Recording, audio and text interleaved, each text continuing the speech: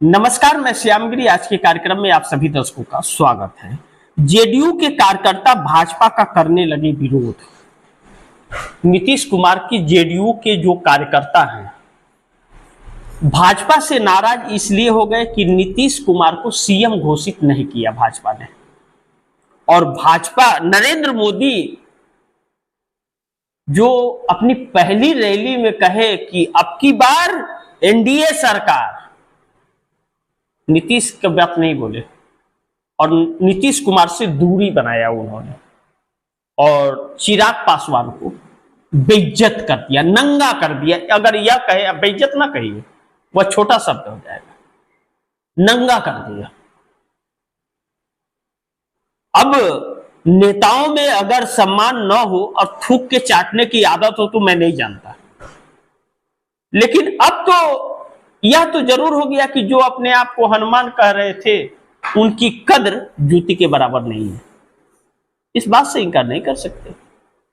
नहीं तो चिराग पासवान एक अभिन्न अंग है नरेंद्र मोदी सरकार के 5 सांसदों का उनके साथ समर्थन है, और नरेंद्र मोदी उनको भाषण देने से रोक दे, ऐसा कैसे हो सकता है? अपने भाषण में चिराग पासवान का नाम लेते हैं, धन्यवाद देते हैं, और उसका भाषण देने नहीं देते। यह तो जूता भिगा के मारने वाली बात हो गई। तो अब जेडीयू के कार्यकर्ता, जो नीतीश कुमार की पार्टी के कार्यकर्ता हैं, नीतीश कुमार को सीएम न घोषित करने पर वह भाजपा के लोगों का बगावत कर रहे हैं, और अब भाजपा की रैलियों में भीड़ भी नहीं आ रही है। लेकिन दूसरी तरफ नीतीश के विरोध के बाद भाजपा की रैली में नहीं आई भीड़। अब भाजपा भीड़ नहीं जुटा सकती, भीड़ तो नीतीश कुमार ही जुटा सकते हैं, यह बात तो सत्य है। और नरेंद्र मोदी की रैली में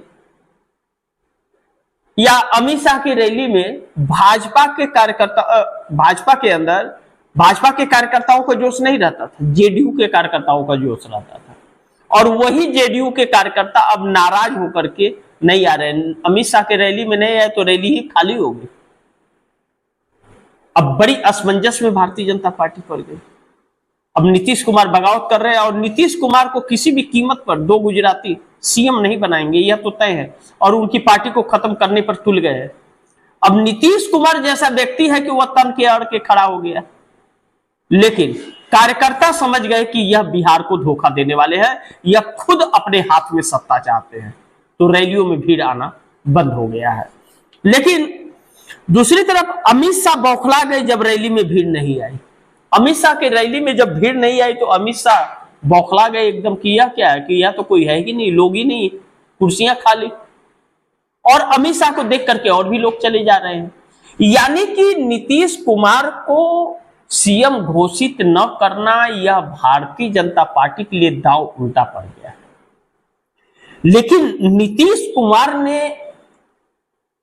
नीतीश कुमार समझ गए, और नरेंद्र मोदी जैसे बिहार से दिल्ली गए तो नीतीश कुमार के जो दूत हैं विश्वसनीय, वह उनका बैठक इंडिया गठबंधन के नेताओं के साथ हुआ, इस तरह की खबरें निकली थी। अब यह तो सच है कि भाजपा नीतीश को निपटाना चाहती है, और यह बात नीतीश कुमार को पता चल गया। नीतीश ने बैनर पोस्टर भी अपना 25 से 30 फिर से नीतीश वाली उन्होंने डाल दिया। उस बैनर पोस्टर में किसी को स्थान नहीं मिला है। ऐसे में भारतीय जनता पार्टी की लगातार बैठक दिल्ली में, और नरेंद्र मोदी, अमित शाह और जेपी नड्डा के होश उड़े हुए हैं कि बिहार तो छोड़िए, अगर दिल्ली चली गई तो क्या होगा, क्योंकि इन लोगों ने कारनामे बहुत किए। कुर्सी इन्हें क्यों जरूरी है? क्योंकि इन्होंने कारनामे ऐसे ऐसे किए हैं कि इन लोगों की जमानत तक नहीं होगी। यह सच है, इस बात से इनकार नहीं कर सकते। लेकिन अमित शाह की बौखलाहट सही है।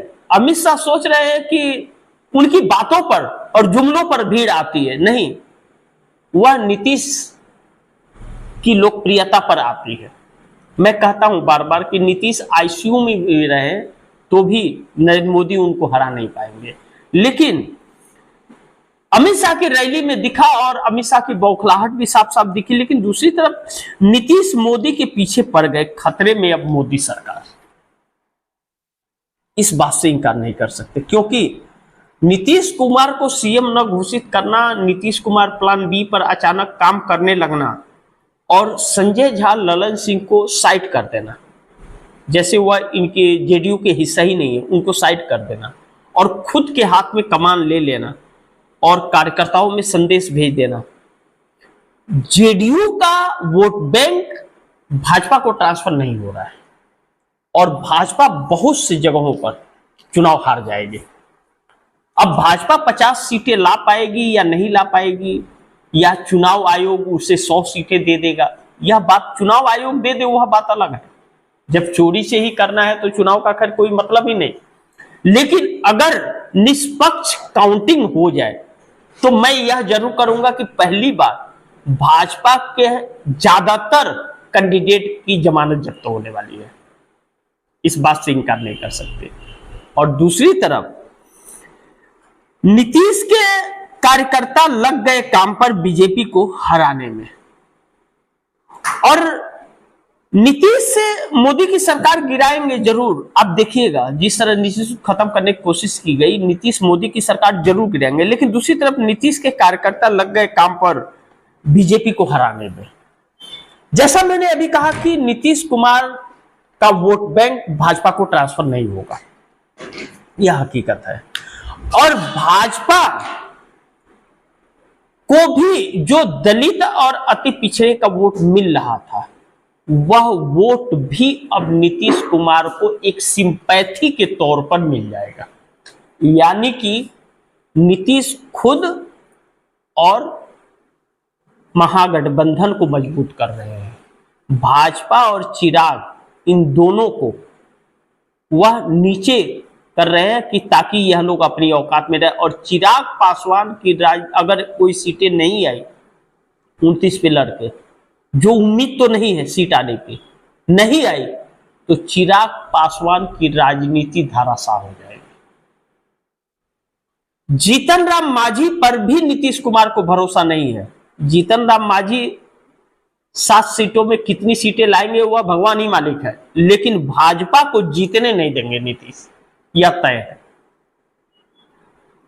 ईमानदारी से चुनाव हो तो, और चुनाव आयोग बेईमानी से जीता है तो फिर बात अलग है। लेकिन दूसरी तरफ जो नीतीश कुमार के कार्यकर्ता काम पे लगे हैं, जो जेडीयू का वोट ट्रांसफर होने वाला भी था ना, उन वोटों की भी रोकथाम करते हुए नजर आ रहे हैं, वह वोट गलती से चले ना जाए।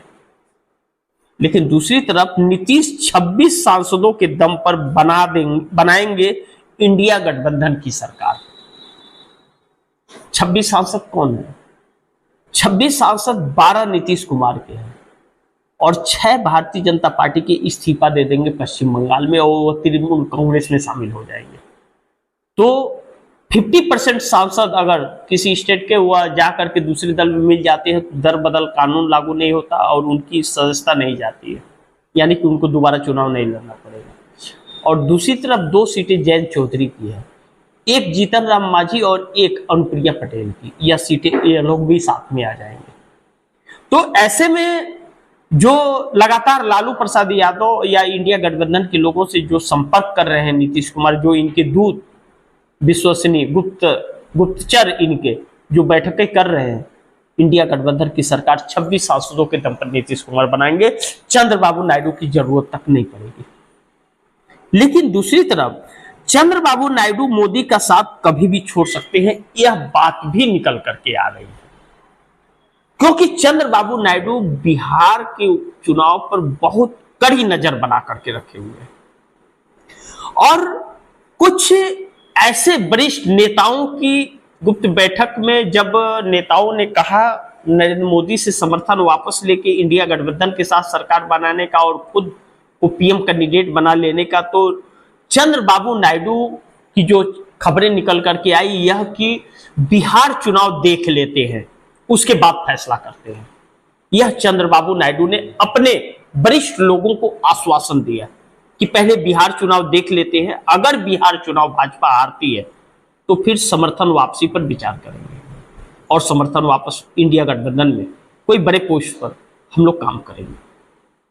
और यह बात अगर है तो वह नरेंद्र मोदी के लिए शुभ संकेत नहीं है, और बात यही है, इसीलिए दिल्ली में बैठकों का दौर शुरू है और नरेंद्र मोदी के चेहरे की हवाइयां उड़ी है, इसीलिए बौखलाए हुए हैं और अमित शाह भी बौखलाहट में है, इसीलिए कुछ भी अनाप शनाप लटक झटक अटक कुछ भी कह रहे हैं प्रधानमंत्री मोदी।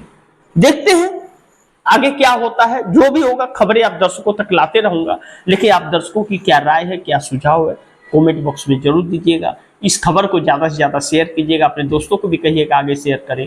आपने अगर चैनल को सब्सक्राइब नहीं किया सब्सक्राइब कर लीजिएगा, अपने दोस्तों को भी कहिएगा चैनल को सब्सक्राइब करें। मिलते हैं अगली खबर के साथ, तब तक के लिए नमस्कार।